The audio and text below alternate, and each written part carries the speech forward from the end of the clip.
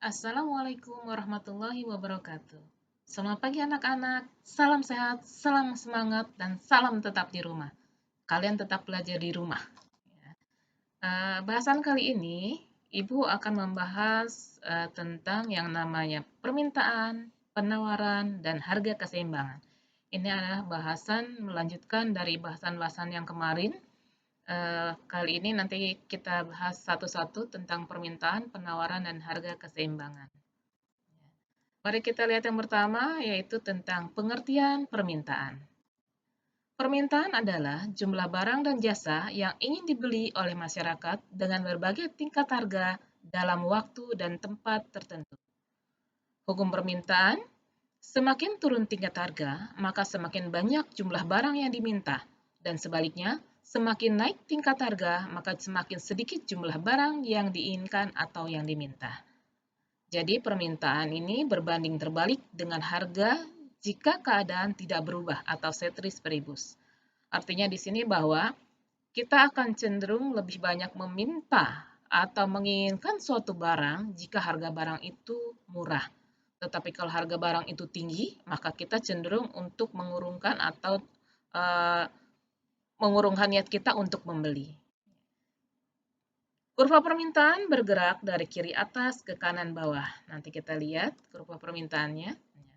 Kita lihat dari tabel permintaan, di sini ada jenis barang, mulai dari barang A, B, C, D, E, F, G, sampai dengan H. Sementara jumlah yang diminta itu mulai dari 10, 15, 25, 40, 50, dan seterusnya sampai 80. Dan harga barang itu sendiri mulai dari 22.500 sampai yang terendah yaitu 8.500. Sambil kita lihat tabelnya supaya kalian lebih paham. Kita lihat yang pertama yaitu barang A. Ini hukum permintaan atau kurva permintaan itu bergerak dari kiri atas ke kanan bawah. Di sini ada huruf D, ini artinya adalah demand. Demand itu adalah permintaan. Kita lihat jenis barang A. Barang A dengan harga 22.500, maka jumlah yang diminta hanya 10. Begitu juga dengan barang B, diturunkan harga menjadi 20.000, maka ternyata jumlah yang diminta naik menjadi 15. Barang C yang ditawarkan harganya lebih murah lagi 7.500, yang diminta pun semakin banyak, yaitu 25. Dan seterusnya sampai dengan barang H. Ya. Barang H ini jumlah yang ditawarkan harganya 8.000, maka yang dibeli itu akan semakin banyak menjadi 80. Di sini berlaku bahwa kalau harga itu semakin rendah, maka jumlah barang yang diminta pun akan semakin banyak. Begitu juga sebaliknya, jika harga itu tinggi, maka jumlah barang yang diminta pun akan sedikit. Kita lihat apa saja yang mempengaruhi dari permintaan itu sendiri. Yang pertama adalah harga barang. Harga suatu barang akan mempengaruhi banyak jumlah barang yang diminta. Jika harga barang naik, maka jumlah barang yang diminta pun akan berkurang. Nah, sebaliknya, jika barang itu harganya turun, maka jumlah yang diminta akan semakin banyak. Yang kedua adalah pendapatan masyarakat. Ya. Jika pendapatan seseorang itu akan mempengaruhi permintaan barang, ya, kalau pendapatan seorang itu meningkat, artinya bahwa kalau pendapatannya tinggi, maka semakin banyak keinginan untuk membeli suatu barang. Yang berikutnya adalah selera masyarakat. Ya. Selera sangat mempengaruhi permintaan seseorang. Ya. Selera ini sangat berpengaruh karena apapun jenis barangnya, seberapapun mahalnya, kalau sudah selera, itu pasti akan dibeli. Ya. Berikutnya, kualitas barang. Tidak ada seorang pun ingin membeli barang dengan kualitas yang jelek. Makanya di sini, kualitas barang pun mempengaruhi seseorang untuk membeli. Jika kualitasnya baik, maka orang akan cenderung lebih banyak membeli dibandingkan dengan kualitas yang di bawahnya. Yang berikutnya adalah harga barang lain. Di sini artinya bahwa harga barang akan mempengaruhi dari permintaan.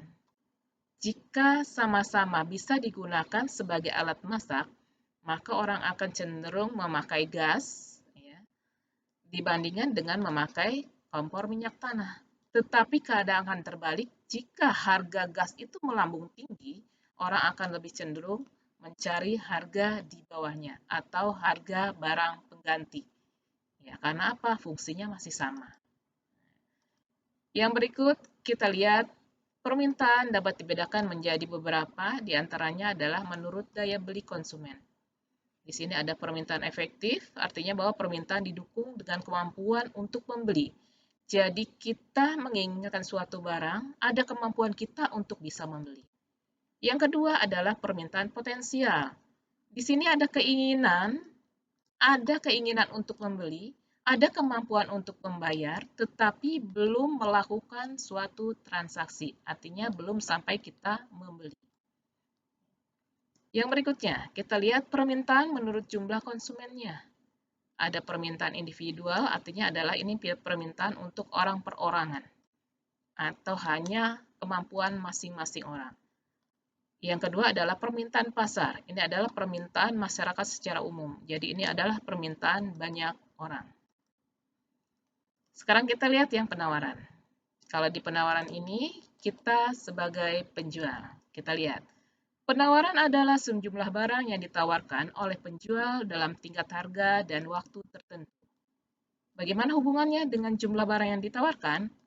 Hubungan antara harga dengan penawaran berbanding lurus jika keadaan tidak berubah. Ini terbalik dari permintaan tadi, permintaan berbanding terbalik, tetapi kalau penawaran adalah berbanding lurus. Kita lihat bunyi hukum penawaran. Jika harga barang ditawarkan naik, maka jumlah barang yang ditawarkan pun akan bertambah.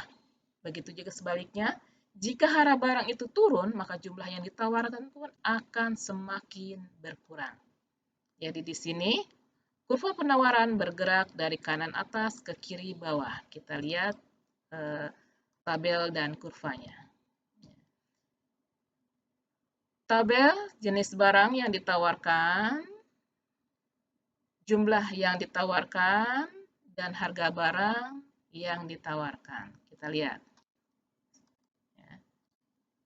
Di sini berlaku berbanding lurus, artinya bahwa kita lihat jenis barang A ditawarkan sebanyak 50, ya, harga barangnya 4.500. Pada saat harga barangnya naik menjadi 4.750, jumlah yang ditawarkan pun akan naik.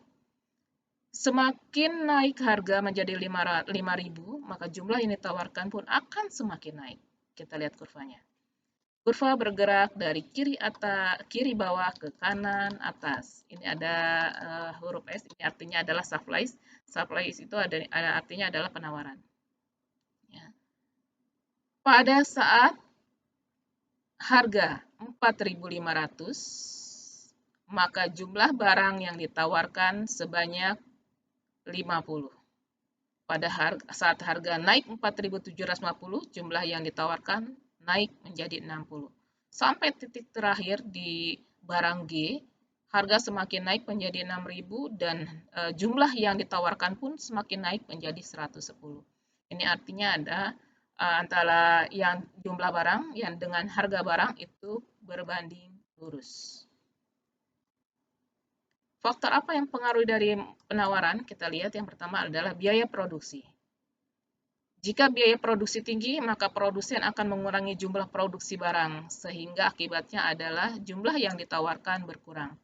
Sebaliknya, pada saat harga produksi rendah, jumlah yang dihasilkan itu banyak, maka penawaran akan bertambah. Faktor yang kedua adalah teknologi. Semakin tinggi teknologi yang digunakan, maka memproduksi barang akan semakin berkualitas dan banyak. Maka di sini mempengaruhi jumlah barang yang ditawarkan, akan semakin banyak pula.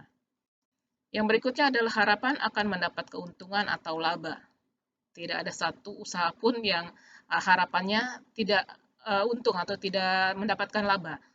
Jadi keuntungan atau laba ini bagi produsen berlomba untuk meningkatkan produksinya, sehingga barang yang dijual pun atau yang ditawarkan akan semakin banyak. Faktor non-ekonomi ini juga mempengaruhi dari apa yang ditawarkan. Contohnya adalah bencana alam. Keadaan yang membuat hasil produksi itu tidak berhasil, maka jumlah penawaran yang ditawarkan pun akan berkurang. Begitu juga dengan adanya larangan impor. Jadi kita tidak bisa mengimpor lebih banyak, larangan impor akhirnya membuat barang yang kita jual pun akan semakin sedikit. Yang ketiga bahasannya adalah harga pasar. Ini adalah perpaduan antara